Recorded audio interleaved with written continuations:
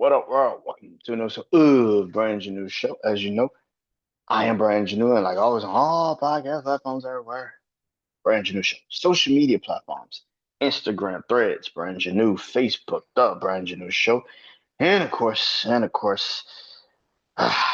TikTok, BrandonJaneauShow. Go follow me on all those social media platforms. I would appreciate it if you did. Really, where you go though is the YouTube channel, man. BrandonJaneauShow YouTube channel. Yes, YouTube channel, BrandonJaneauShow. Go subscribe, go comment. I would appreciate it if you did. It helps in the algorithm if you like the shorts, like the vids. Yeah, let's get into it, man. Tonight it is I Bleed Sports, but it's very, very special I Bleed Sports because this I Bleed Sports is my NBA edition, my special that I do on the NBA, getting ready for the NBA season that's coming up this upcoming Tuesday. Yes, the NBA is officially here. The season starts Tuesday on its new old partner, NBC. Its new old partner, NBC Peacock. Um, the defending NBA champions, the OKC Thunder, will be taking on the newly um formed Houston Rockets with Kevin Durant at the helm. First season in Houston. I might be going to a couple of their games this season. I'm not even gonna lie. Um, and of course, the nightcap will be the Warriors versus the Lakers. Um, yeah. And for my wrestling fans, yes, this may take away some of NXT programming this upcoming Tuesday because it's the first week of the season, it's the first game of the season, especially it's going to be running literally against the first game of the season of the Rockets and Thunder. But we shall see how that is. But that's for my wrestling fans that's love basketball and loves wrestling. So I don't know how you're gonna be doing it, but I might have Peacock Network on my phone watching it and watching NXT while I'm watching the game. I don't know how it's gonna work out, but we're gonna figure it out while I get there. But like I said, this is I Bleed Sports NBA edition, kicking off the 2025-2026 season of the NBA. Looking forward to this upcoming season. It's gonna be pretty interesting to see. Uh, so last year, now you're going through the tablet. I'm going through all my stuff on my tablet. Excuse me, trying to see how I did all of this last year. Of course, I got a formula. I gotta continue that formula on these shows. And so last year, how ironic, I actually spoke on a lot of things that I thought would be pretty interesting to see. And I spoke on the season last year, and I said that I thought the Thunder would make it to the NBA Finals and win the NBA Finals. So I actually predicted the Thunder to get to the NBA championship and win it. How funny is it that I also predicted that the Thunder would meet the Pacers or the Knicks because I predicted the Pacers and the Knicks to be in the NBA Finals. Now the Pacers made it, but I predicted the Knicks would make it to the finals against the Thunder last year. We see if that's the same case this year. Um, yeah, I predicted pretty much a lot of shit. I predicted the Cavs would get off to a hot start last year. I literally predicted the Cavs would win 20 straight fucking games last year. And how funny was that? Because they literally started the season on a 20 game winning streak. They even had the number one seed, which I predicted the Cavs would be the best team in the Eastern Conference.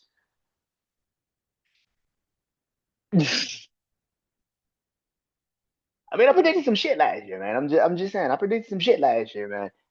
Um, yeah. So can lightning strike twice? Let's see. Let's let's see. Starting this off, man. Let's get it going. Let's start with my most overrated and underrated teams coming in to the 2025-2026 season. Let's start with some positive, as my brother Juan would say. Let's start with some positivity first. A most underrated team coming in to the NBA this upcoming 2025 season. I got two teams from the East. I got a team from the East and a team from the West. My team from the East that I think will be very underrated coming into this season in the 2025 season is the Toronto Raptors. I think Toronto has built something there after trading Pascal Siakam and that legacy of DeMar DeRozan, Kyle Lowry, Pascal Siakam, players like that. I do believe that the Toronto Raptors this upcoming season, especially with the injuries in the East, particularly, you got no Jason Tatum pretty much for the rest of the season, no Tyrese Halliburton definitely for the season in Indiana with the Pacers. We don't know how Philly is going to look going into this upcoming season. We have no idea how Joel Embiid, is he healthy? Is he ready to go? Paul George. We don't know. Tyrese Maxey. I like the kid they drafted from Baylor, but I just feel like if Philly was ever going to be that team, they would have been that team 2, 3 years ago. The Pacers are dealing with a massive injury to Tyrese Halliburton, who's literally most of your offense. Jason Tatum, can Jalen Brown actually lead the Boston Celtics to a good season? Of course, you got the Magic, you got the Knicks, you got the Knicks, who I'll talk about in a minute. The Knicks, you got, the Magic, who made some moves during the offseason that's pretty freaking intriguing to see how they're gonna look. You got the Detroit Pistons, who got a lot of their, still their young core there, and they try to build off that going into this upcoming season. It's gonna be pretty intriguing to see, but I think Toronto, with the injuries for the Pacers and the Celtics had to move some people around. You got the Milwaukee situation with Giannis that people are really looking really close at because of if Milwaukee season gets off to a very bad start, how will that actually end up being? Like I said, you got Orlando, you got Miami, who really didn't do shit during his offseason to really improve themselves. I mean, they made a trade or two, but it's not like they really made any trade to really take the reins of the Eastern Conference to be in a conversation with a lot of these teams. Um,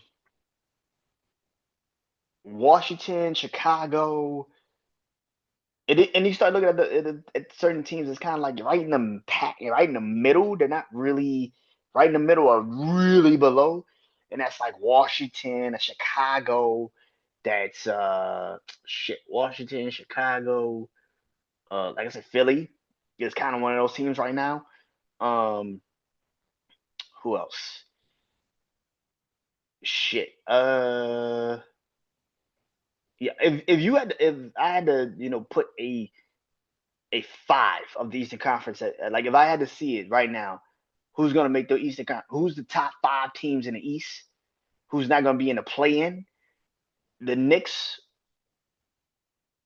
and it's not like by like who I think is getting 1, 2, 3. No, I think the Knicks, the Cavs.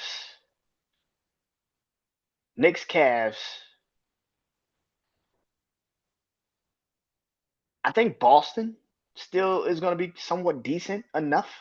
I think Jalen Brown can actually lead the Boston Celtics to a decent season without Jason Tatum, which will create it won't create a new debate. It'll be the same debate. It'll just be, well, how valuable is Jason Tatum really to Boston if the Boston Celtics come off and have a great season?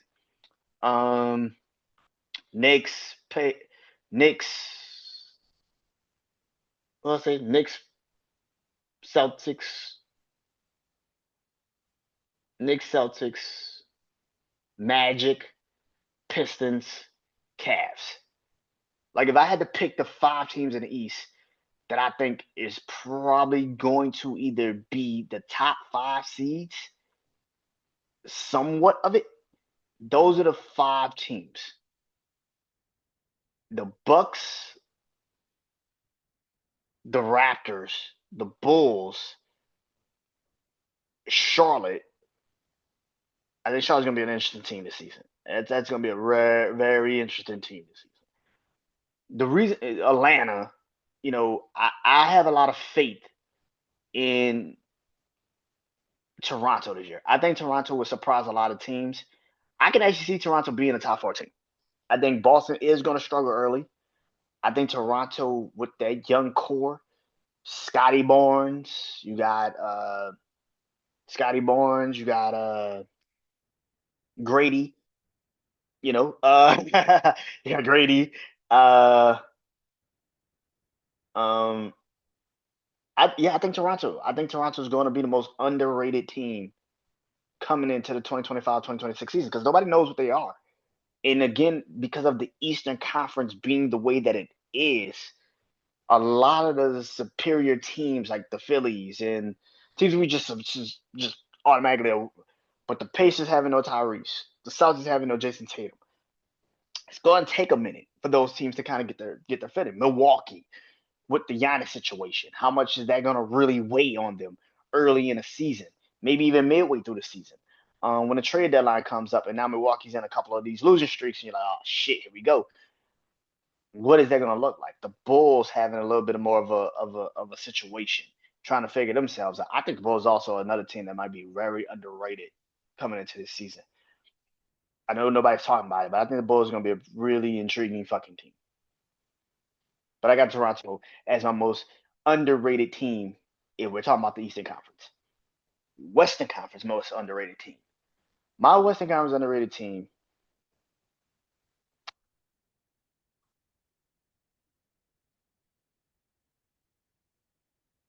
I think it's the Sacramento Kings, man.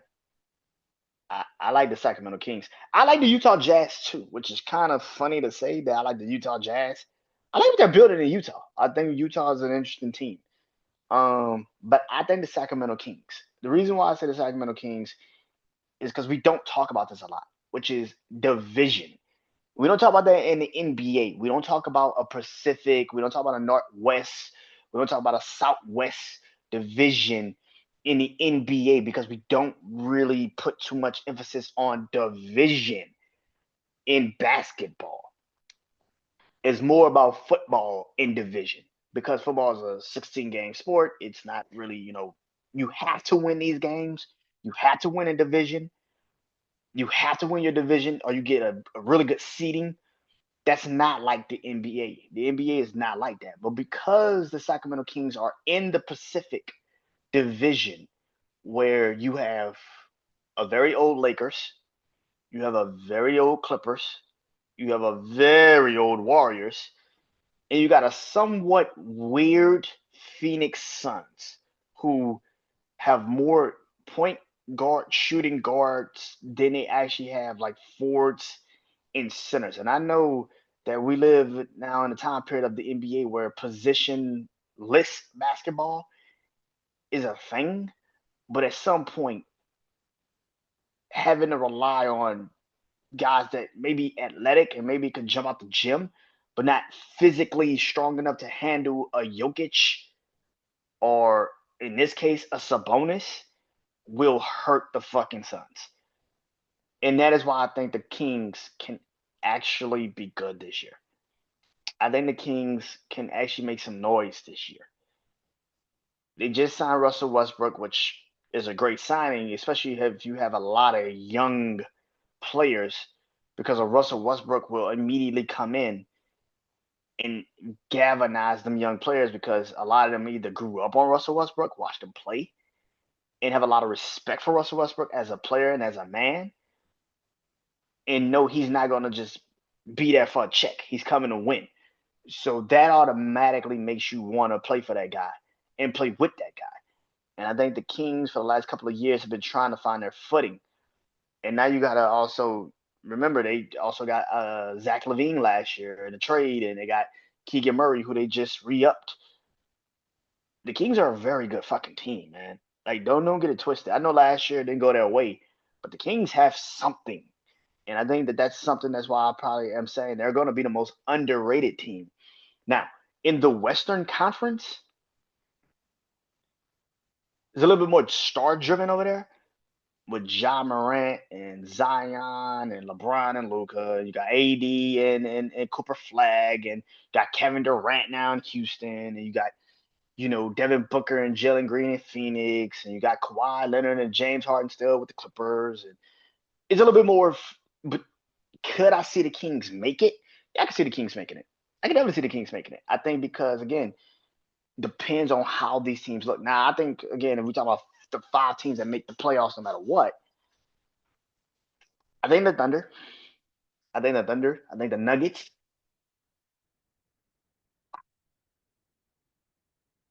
Spurs.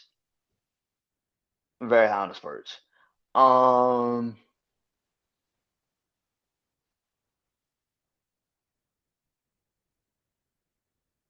mm, what is that? 3? Thunder, Nuggets, Spurs. Yeah, that's 3. Holy shit. Uh, uh, yeah. I gotta see Houston. I see Houston. I think Houston. Houston, that's 4. Mm,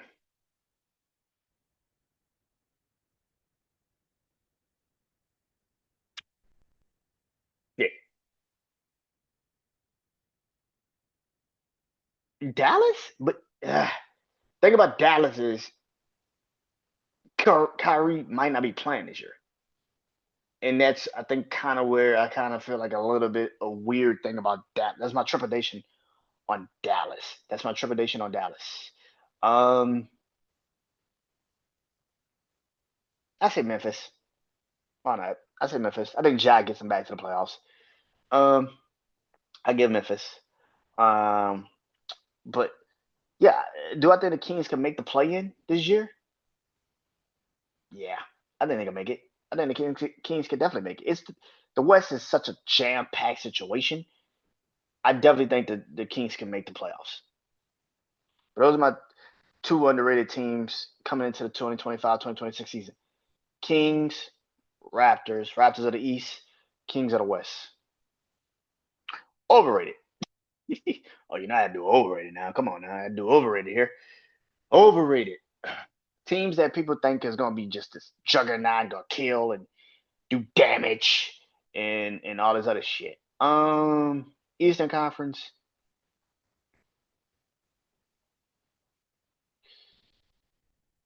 Oof. Eastern Conference.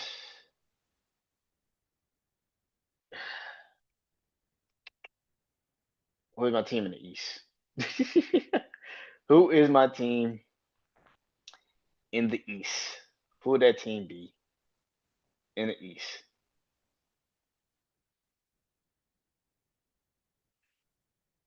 Uh,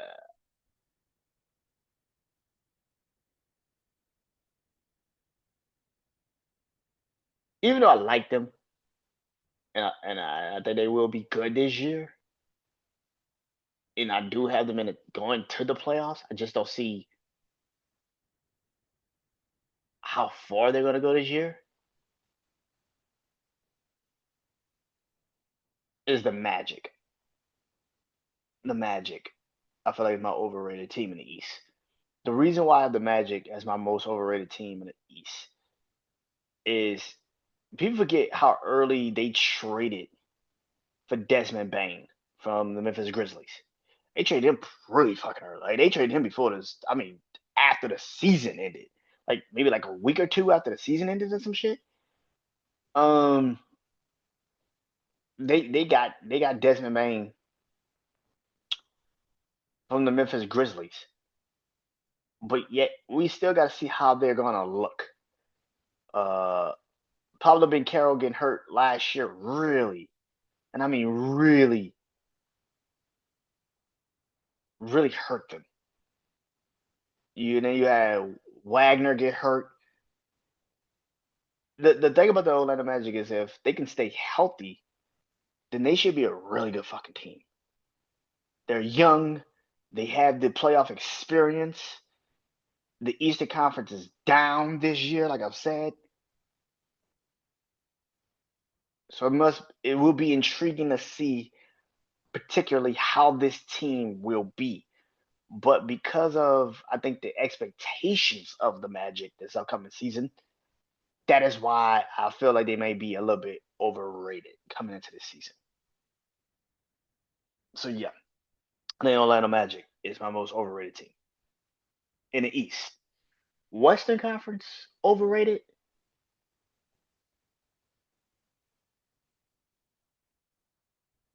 Uh,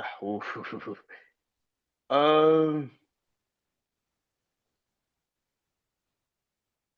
yeah, uh, yeah. It's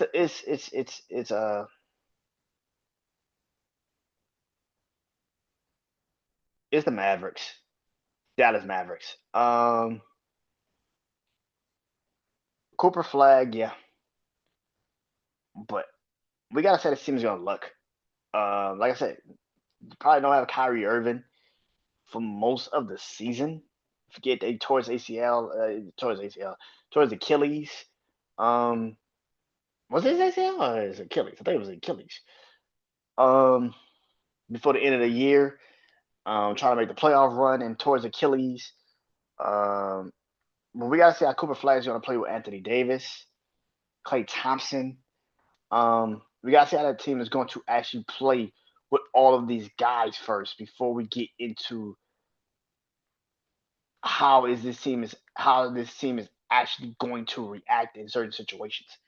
Um, I want to see how this team is going to play first before I just absolutely give the Dallas Mavericks the playoffs. This is why I say I'm a little out on the Dallas Mavericks a little bit because I don't know who the guard is. I don't know who's going to be that type of player that's going to rally this team and get this team up and going. Because Anthony Davis has shown me time and time again that ain't him.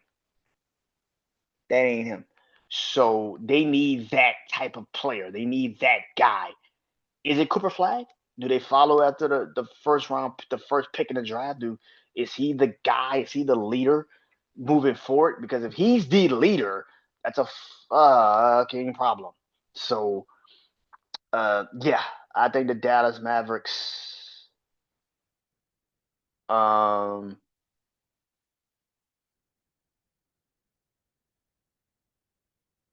yeah, I think the Dallas Mavericks is my overrated team in the West.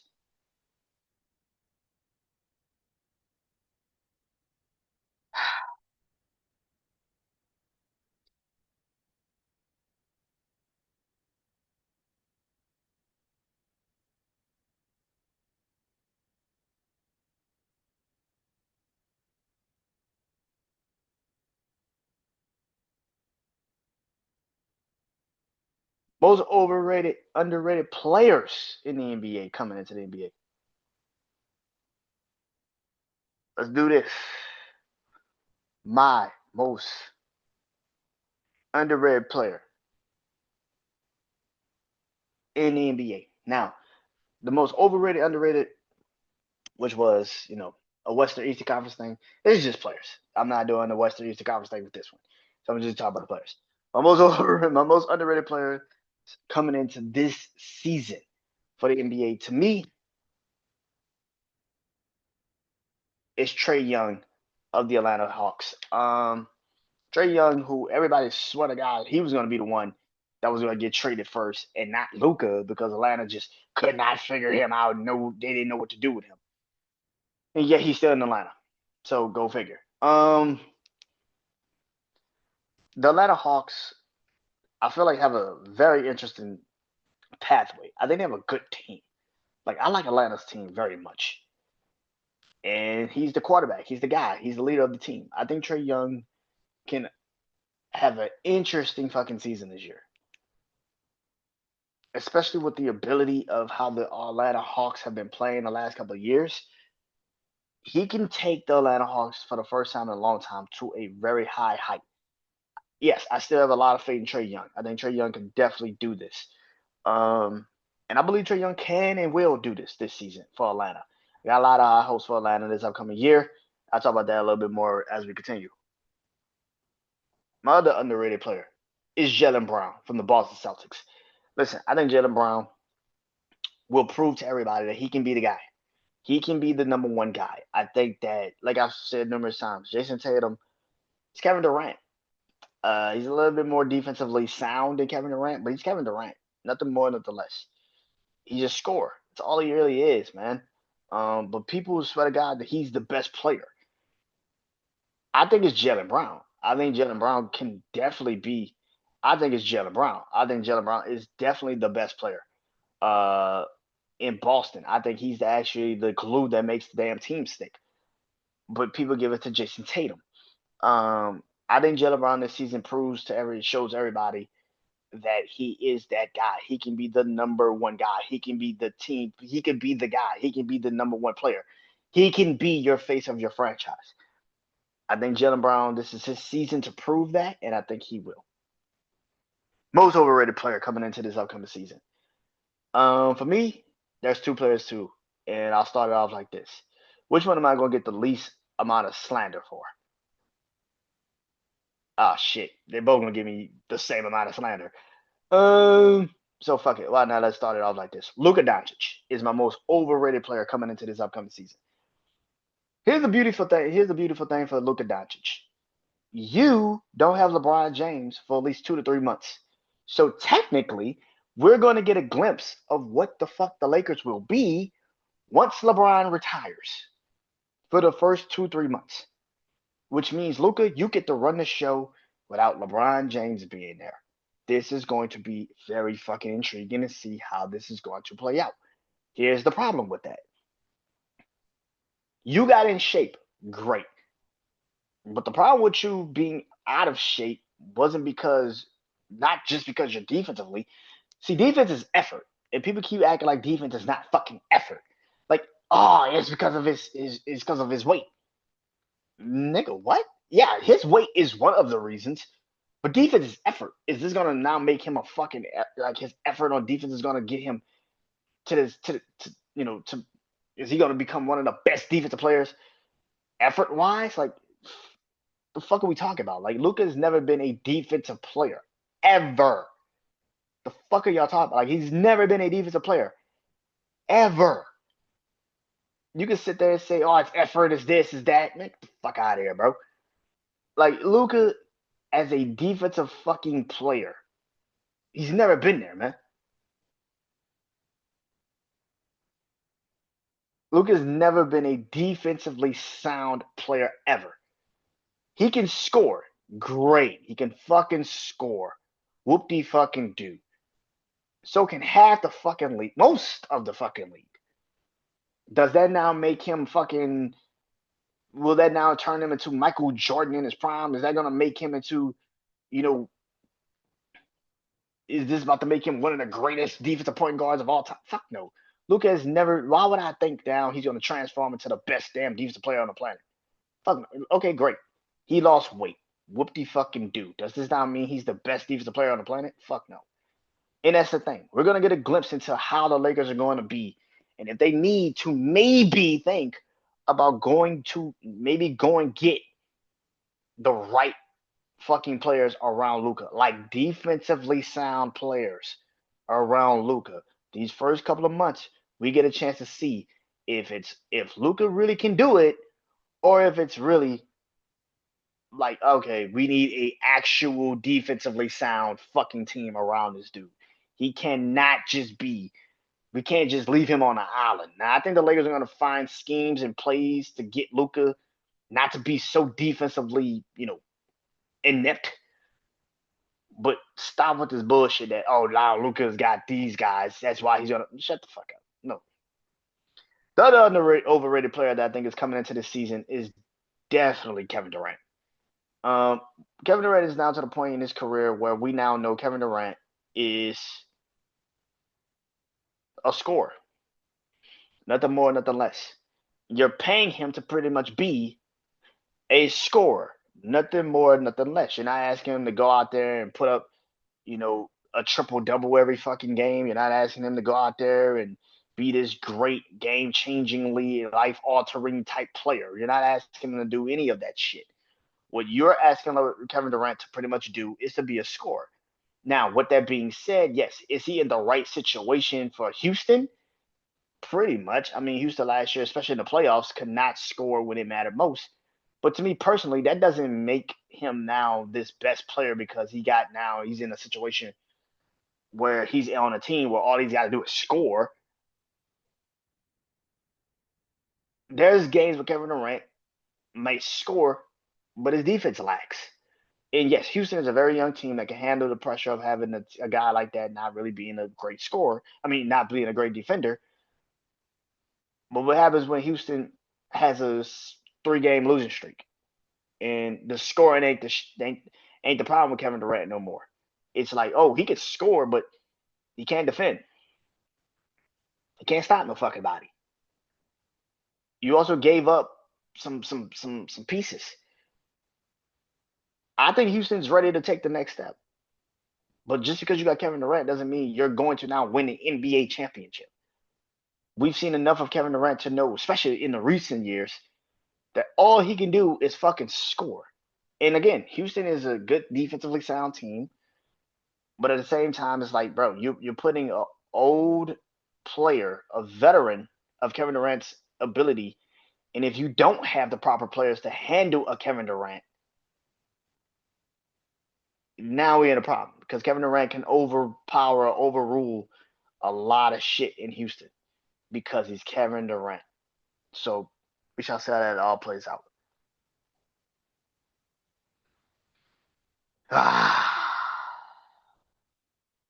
Let's get into it, man. How I want to do this. How do I want to do this? Let's start it off with this rookie of the year. Who I think is going to win the rookie of the year this upcoming season? Um, Pretty obvious. I think it's going to be Cooper Flag. I think Cooper Flag wins the rookie of the year this upcoming season for the Dallas Mavericks. Like I've said numerous times about you know the Dallas Mavericks. You don't know what Kyrie Irving, Anthony Davis. You don't know how the team is going to actually look. But if he can take off and be the guy that everybody thinks he can be, excuse me, if he can take off and be the guy that everybody thinks he can be, it will be a very intriguing situation to see how he will play in the NBA. I think because he goes to a team like Dallas that has a Klay Thompson, that has an Anthony Davis, multiple guys that can get the ball in the hole, he's going to be, I want to say, pretty much the third option in Dallas. If Kyrie was also healthy, yeah, probably the third, fourth option, which sounds absolutely fucking crazy when he's the number one overall pick. But he could come in and average a good 19 and 10 out the gate, 19 and 11 out the gate. And field goal percentage could be at least about 60%. And he will win rookie of the year. And then on defense, have a couple of blocks, couple of rebounds, and and do his thing. Yeah, I think Cooper Flag could definitely win rookie of the year. If he doesn't win rookie of the year, that'd be pretty fucking interesting. Um, the other person I have as rookie of the year is Jeremiah Fears, which is New Orleans Pelicans guard. He's gonna have he's gonna have some pressure on him to be the guy in New Orleans. Not pretty much be the guy, but to get Zion going, to get the Pelicans pretty much going. And if he's starting or coming off the bench, it's gonna be pretty goddamn interesting to see because I think the kid can actually play, and I think he will play, and he will feed into whatever the Pelicans are trying to do. And it will be pretty interesting to see how he will manage being now the leader of the Pelicans moving forward. So yeah, my most impactful player coming into the 2025-2026 season for me, it's Steph Curry. It's Steph Curry. Um, Chef Curry is what they call him. The reason why he's my most impactful player coming into this upcoming season is because, well, Golden State's old as shit. They're old as shit, bro. You got Steph, Draymond, Jimmy Butler, Al Harrington, Lord mercy. Al Horford. That's a pretty old team. You just had to bring in Jonathan Kuminga. You still got some young youth over there. But Steph Curry is the most impactful player. And if because he has to be the guy. He has to. Golden State can't rely on too many players, but they have to rely on Steph Curry. Steph Curry damn near has to be perfect this season. And when he hasn't been perfect in a lot of these, and I don't want to say perfect because nobody's perfect, but to have the Golden State Warriors at least somewhat in the playoff conversation Steph Curry is going to have to be Steph fucking Curry. And that's where I think the conversation will get very interesting. If Steph Curry can play like he's been playing for the last couple of years, especially like last year, especially at the end of last year, especially at the end of last year, how he played at the end of last year, getting them trying to get them in the playoffs. If he plays like that moving forward, yeah, yeah, yeah. I think yeah. If Steph Curry plays like that moving forward, yeah, I think this team will be easily um somewhat of a I think this team will be somewhat of an interesting team. Now, do I think they get to the NBA Finals? Fuck no. Fuck no. But can they make it intriguing for a team that's very young, that probably doesn't know how to handle themselves, like a Houston or a Dallas or a San Antonio?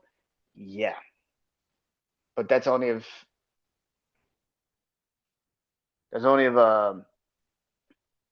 Golden State uh does everything to help Steph Curry get to where he needs to go. Defensive Player of the Year to me is Victor Wembanyama. Are we kidding ourselves? Victor Wembanyama, if Victor Wembanyama is healthy, which his season last year got cut short. Um, if he's healthy, yeah, he will win Defensive Player of the Year. I get that people's like, oh, it's gonna be Rudy Gobert again. God Almighty, if it's Rudy Gobert again, I mean, Lord of mercy. Um, but yeah, I think Victor Wembanyama wins Defensive Player of the Year this year if he's healthy. He's already what 7'6", some shit like tall. Yeah, I think this. I think San Antonio will be one of the best teams in this upcoming season for the West. So it'll be pretty interesting to see how this is going to play out. But yeah,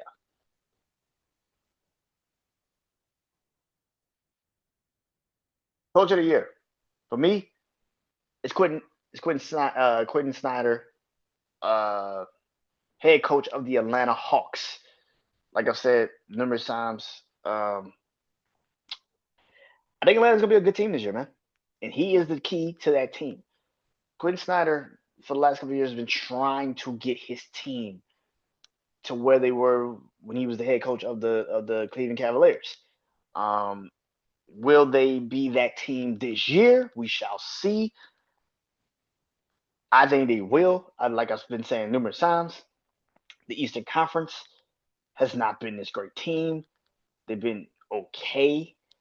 The Eastern Conference is not a great, conference right now. You got a lot of injuries. So can they step up and be that team? I actually think they will. I think this is the year they finally take the step to become that team. And I think they will. And that's why I got Quentin Snyder winning Coach of the Year. I think the Atlanta Hawks at least, um, get somewhat second, third seed in the Eastern Conference. I really do believe that. I think the Hawks, Magic, Cavs, Knicks, all that shit. I think the Hawks have a very young team that's ready to take the next step, and I think they will. I think they finish at least second or third in the Eastern Conference, and I think they get I think they get in the playoffs, man. I think the Hawks are a team that nobody's really talking about and thinking about. I think the Hawks are a team that makes it very fucking far this year, and it's gonna be because of Quentin Snyder.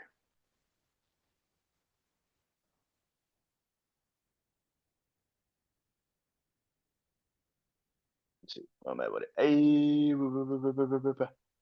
all right. My team that I think will have the best team in each conference. For me, let's start with the East, and that is the Knicks. I told you I'd get to them.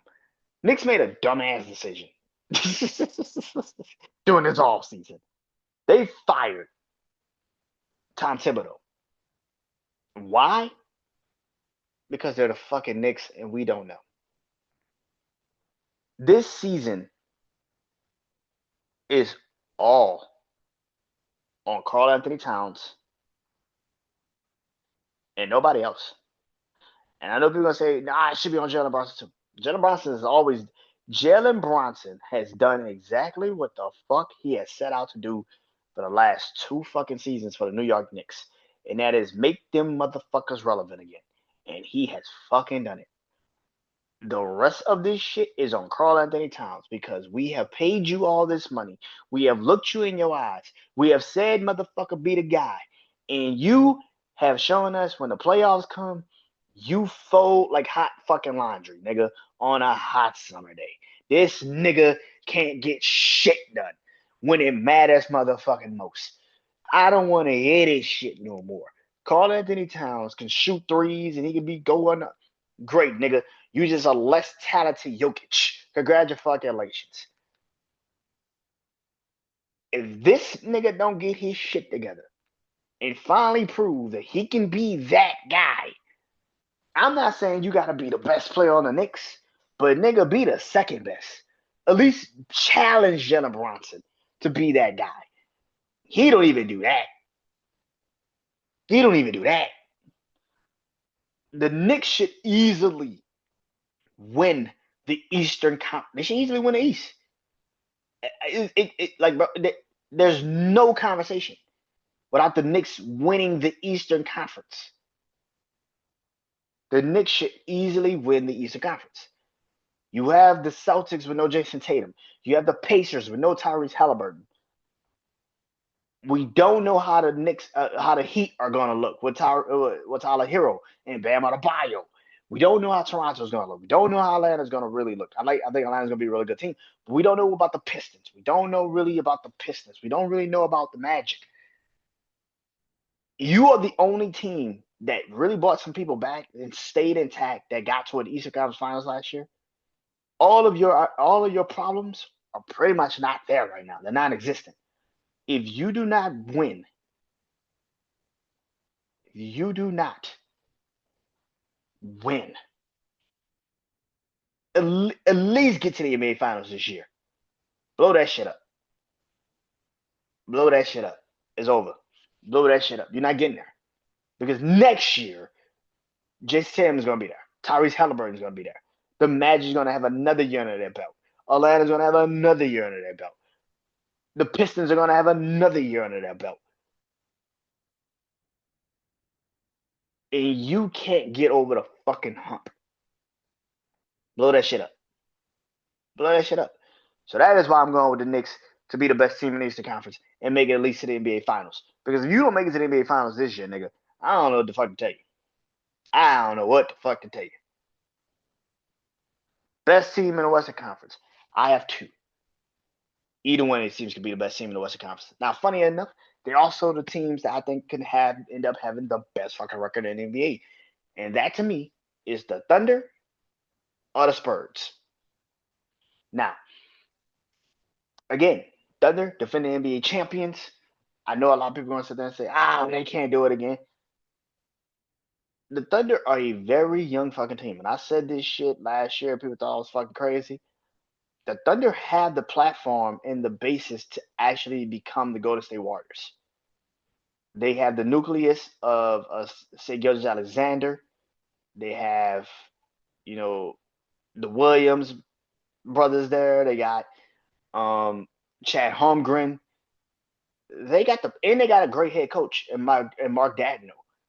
They got the nucleus to be a really good team for the next couple of fucking years.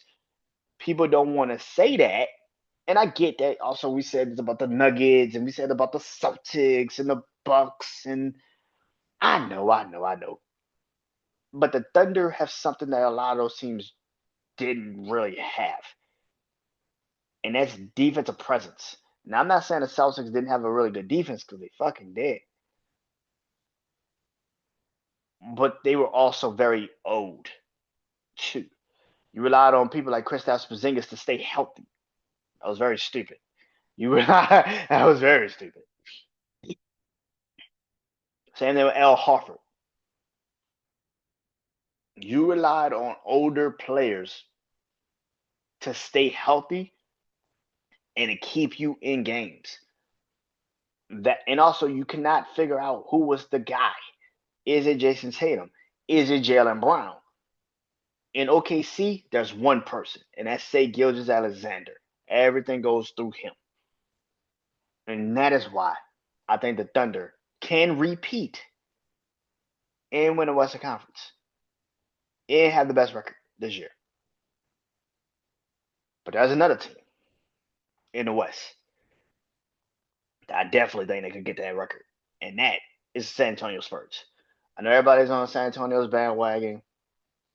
Count me in. Victor Wembanyama, if he's healthy, and I mean this shit to the fullest, if Victor Wembanyama is actually fucking healthy, what a Stephon Castle, what a Stephon Castle, and those players that the San Antonio Spurs have been collecting over the last couple of years. This fucking team is gonna be good, bro. This fucking team is gonna be fucking good, bro. Also, this is the first season without Greg Popovich at the helm fully. It's gonna be intriguing to see how this team is gonna play.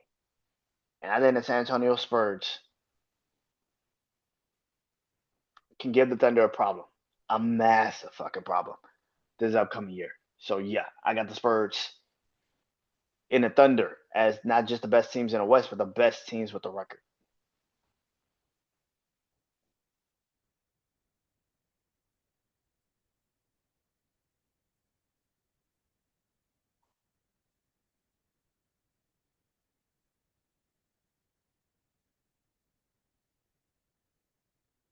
But I get to what is it?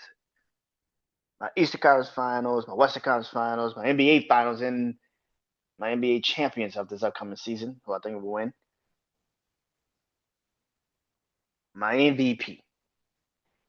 My MVP of this upcoming 2025-2026 season,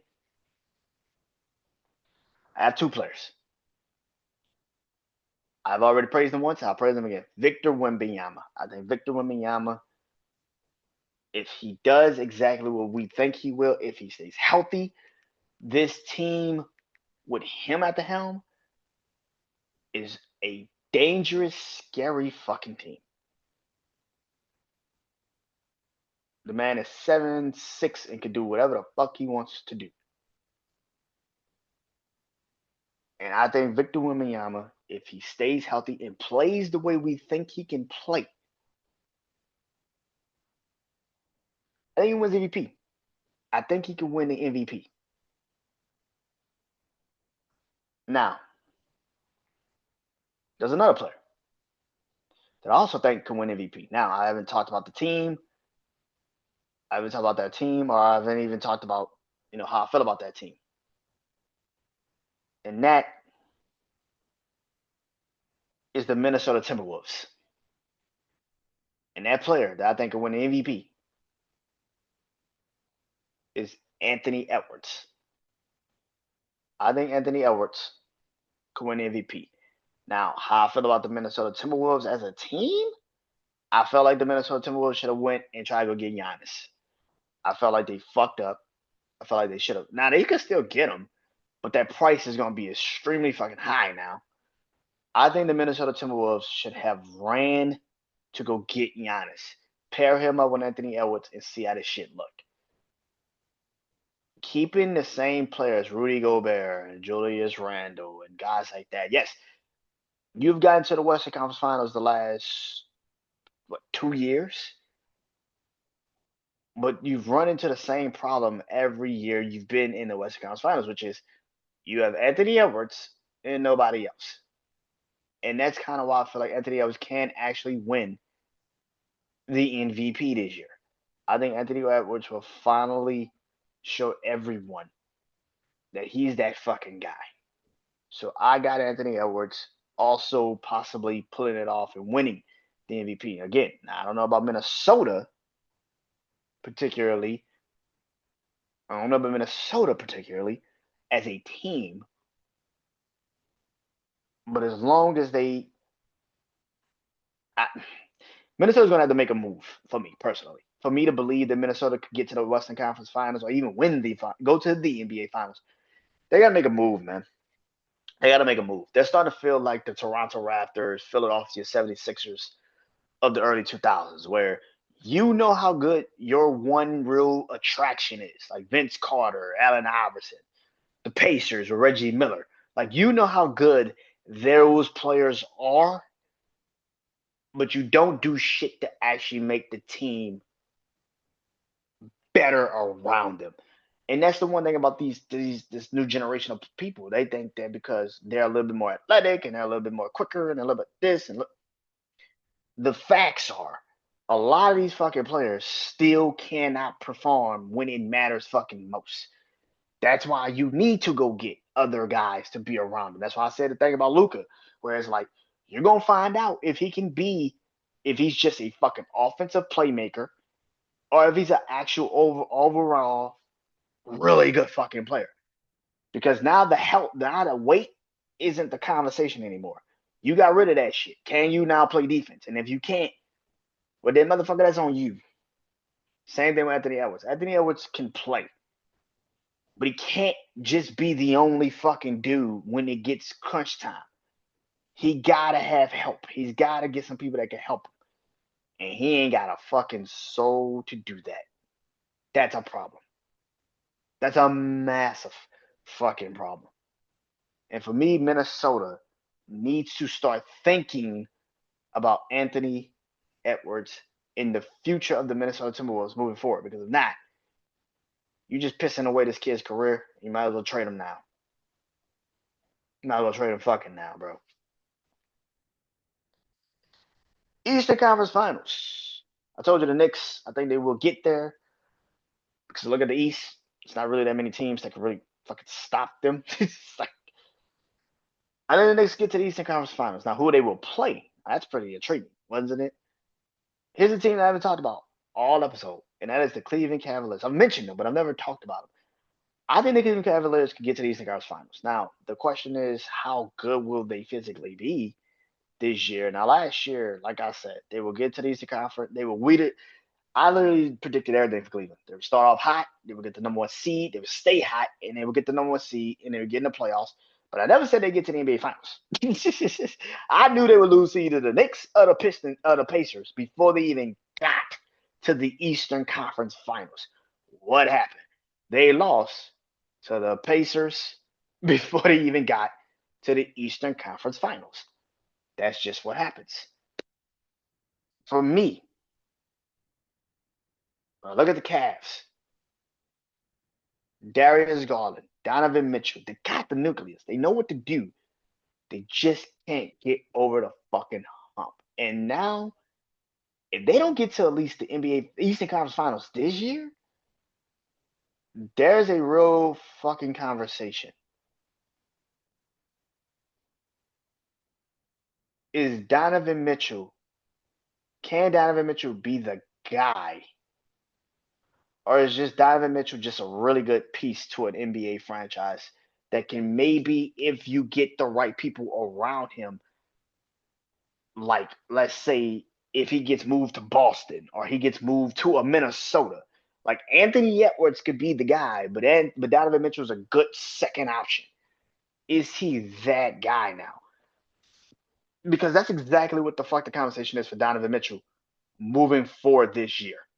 It's not about if you are the number one guy. It's now, okay, we have officially left the he can be a franchise player conversation with him because they've given you everything. They've given you the team. They've given you the head coaches. They've given you every fucking thing. You are literally in the Eastern Conference with a bunch of young fucking teams, and yet you can't get it done. Not saying you can't score 40, 50 fucking points. We know you can do that shit, nigga.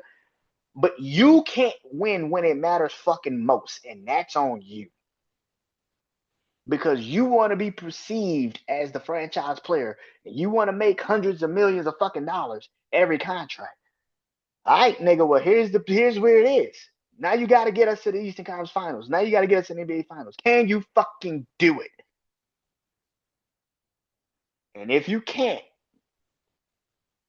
We got our answer, which is you're a piece to a team, but the team can't be built around you. The team already got to be built, and you got to just fit the fucking team. You cannot be the guy. So now there's the question for the Cavaliers moving fucking forward.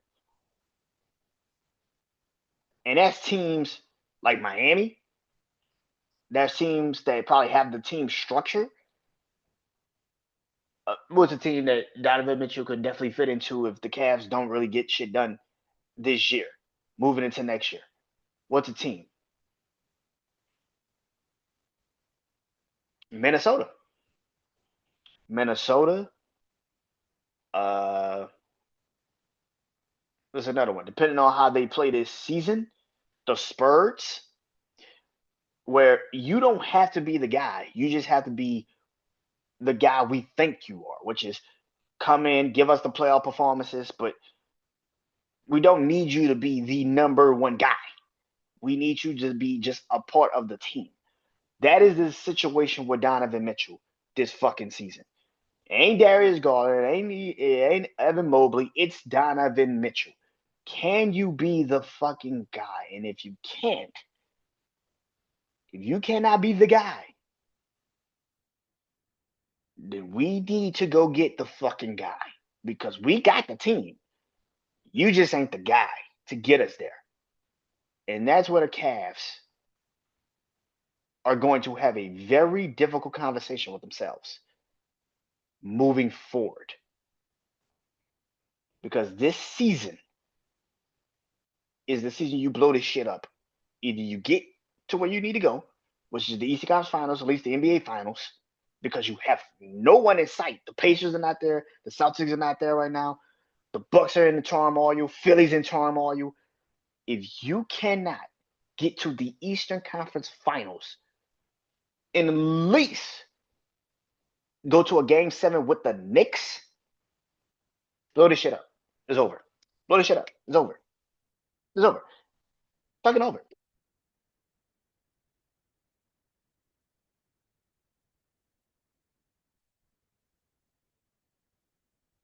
Now, there's another team I also had getting to the Eastern Conference Finals, and I talked about it earlier, and I'll say it again. I think the Hawks make some fucking noise this year. I think the Hawks gets to the Eastern Conference Finals this year.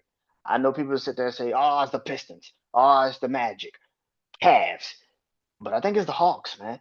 I think the Hawks. I think the Hawks have the right pieces. They clearly have the coach. I think they could get there. I truly believe they could get there. Also, what is a problem for the fucking Knicks? What is a massive problem for the Knicks? A fucking speedy guard. Jalen Bronson cannot handle a speedy fucking guard. Trae Young can shoot and he's fucking fast. He can score 20 something points and average at least 12 to 15 assists in a game. And the damn Atlanta Hawks have a defensive structure. I think the Atlanta Hawks can definitely make the Eastern Conference Finals. I just think the Atlanta Hawks can make the Eastern Conference Finals this year. I know a lot of people think I'm fucking crazy for saying that, but they can definitely make the Eastern Conference Finals this year, bro. And if they do, are they going to the NBA Finals? I don't think they have enough. Put it like this: if Karl Anthony Towns actually plays like he's supposed to play, or like everybody thinks he's supposed to play, the Knicks can get to the NBA Finals. Will they? Time will tell. What's the Conference Finals? It's the Thunder versus the Spurs. I've said this numerous times. I think the Thunder and the Spurs are the two teams in the West. Uh, Now, no shade to Memphis, Minnesota. Denver is going to be an interesting one. But the problem with Denver is going to fall into what's been the problem with Denver for the last couple of years, which is you're too fucking dependent on a Joker. And once the Joker cannot get you what you need defensively, you fall victim to a team that can just outpower you, which is what the Thunder did last year, which is what San Antonio could do to you this year. Denver replaced a lot of things. And yes, can the Denver Nuggets make a very scary run this upcoming year? Yes, they definitely fucking can. But like I have said numerous times, Jamal Murray, that year they got to the NBA Finals, even the years before they got to the NBA Finals, was a scary second option. He's not that anymore. Aaron Gordon, who for the most part was a really good third option. Now he's not that anymore. You finally traded Michael Porter Jr. Good. But for the most part, this team, I forgot who they bought in for Michael Porter Jr. They bought somebody in. It's a really good player too. But who the fuck they bought in? Cam Johnson from Brooklyn. But that's more of a score. And the problem with your team wasn't that you couldn't score the fucking ball. You couldn't play defense. Defensively, you weren't sound against teams like OKC in the playoffs. So when you played against an OKC in the playoffs, they ran up and down the court on your ass. like the perimeter wise. You didn't have the players that could stop them on the perimeter. And that's the thing about the Denver Nuggets. Like, yeah, you fixed really nothing. The scoring wasn't the problem. You could score. Nobody told you couldn't score. The problem with the Denver Nuggets has always been defensively. You can't stop no fucking body. And if you score 145 points, but the other team scores 150, then what the fuck is the point of bringing all these players in? What was the point? But I think the Thunder and the Spurs make the Western Conference Finals. It will be an intriguing Western Conference Finals. I think it'll be very fucking impactful. I know a lot of people are gonna be like, "Where's the Lakers? Where's the Clippers?" At home watching the shit with us. That's where they at. At home watching the shit with us. The only team that I think has made enough moves that maybe can be in an intriguing situation in the West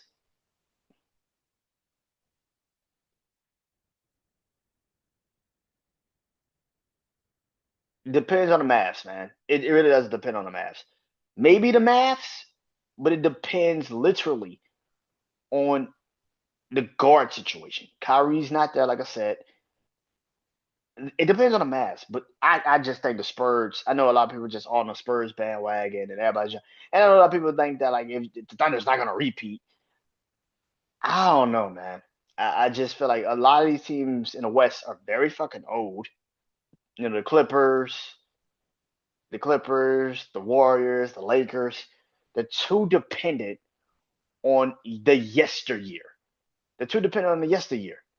And once you're dependent on the yesteryear, yeah, once you're dependent on the yesteryear, it's gotta work. And if it doesn't work, you're pretty much screwed. So yeah, man. Yeah, I got the that's my Western Conference Finals. I think the Thunder and the Spurs. NBA Finals. Like I said, it's the Thunder and the Knicks. I had this be the matchup last year, and I think the Thunder and the Knicks will be the matchup this year. Um, the Knicks, literally, like I keep saying, the Eastern Conference. There's too many inexperienced teams in the Eastern Conference. The Pistons, the Magic, and the teams that do have the experience, they're in fucking turmoil. Bucks, Heat, um, Celtics with the injury to Jason Tatum and Tyrese Halliburton with the Pacers. So you're literally going to be probably playing against a lot of teams that never been in these types of situations. The Cavs should be the team that could give you something to fight for in the Knicks. But again, I think the Cavs just don't have enough staying power after a while. They just fade off into the distance. I don't know what the fuck it is. Every time they get in the playoffs, they just fade off into the distance. And if you ask me who's winning the NBA Finals, it's the Thunder. I think the Thunder is the first team that repeats since the Warriors. I think like 20. Yeah, since the Warriors. Yeah, I just don't think the Warriors. I think the Thunder repeat, man. I don't think the West got really that tough. Yeah, some moves were made, but it wasn't to the point where it's like this game changing, life altering moves where the Thunder will absolutely be better. I mean, where teams will be absolutely better than the Thunder. I think the Thunder have enough to get to the NBA Finals, win the NBA Finals again, become the first team to be the first team to go back to back for the first time in years, it feels like a decade now that a team hasn't repeated, and I feel like the Thunder will be the first team to repeat. So yeah, I got the Thunder. I got the Thunder. So that is all. That is my NBA edition. Tell you guys soon. I hope you guys enjoy this upcoming NBA season. I'll be back this upcoming week to do I Believe Sports, talk about the NBA season, talk about those two games, talk about how I felt about the NBA upcoming season. But yeah, man, that is all. Peace.